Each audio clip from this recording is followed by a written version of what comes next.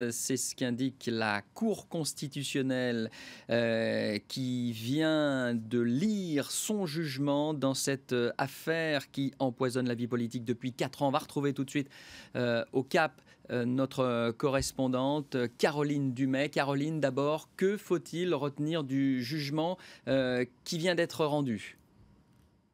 Absolument, ils viennent juste de quitter la cour, un jugement dévastateur pour le président Jacob Zuma.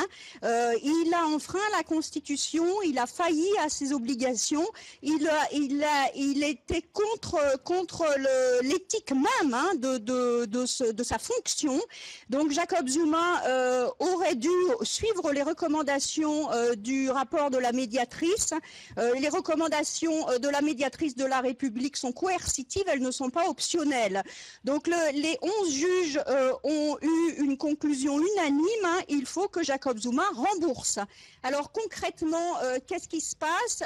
On donne 60 jours au ministère des Finances pour estimer les coûts non sécuritaires de la propriété privée de Jacob Zuma, à savoir le poulailler, l'enclos pour les vaches, la piscine, le centre de visiteurs et l'amphithéâtre. Donc le ministère des Finances va devoir sous 60 jours estimer ces coûts et le président aura ensuite 45 jours pour payer personnellement ces rénovations donc de Nkandla. C'est vraiment un jugement, comme le dit le chef de la Cour constitutionnelle, monumental. Il a aussi fait remarquer que non seulement la présidence avait failli à ses obligations, mais aussi l'Assemblée nationale qui aurait dû le mettre devant ses responsabilités. Il a demandé au président non seulement de payer, mais de réprimander son gouvernement. Caroline, une démission, une destitution de Jacob Zuma est à présent envisageable ? Écoutez, on n'en est pas encore là. Ce qui est possible, c'est que l'opposition aille avec sa motion de défiance, puisque maintenant, évidemment, il y a beaucoup plus d'eau à son moulin.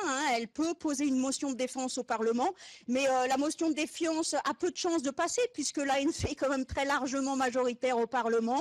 Reste à savoir si à l'intérieur même de l'ANC, ces conclusions sont suffisantes pour que le Conseil exécutif de l'ANC demande une déposition du président.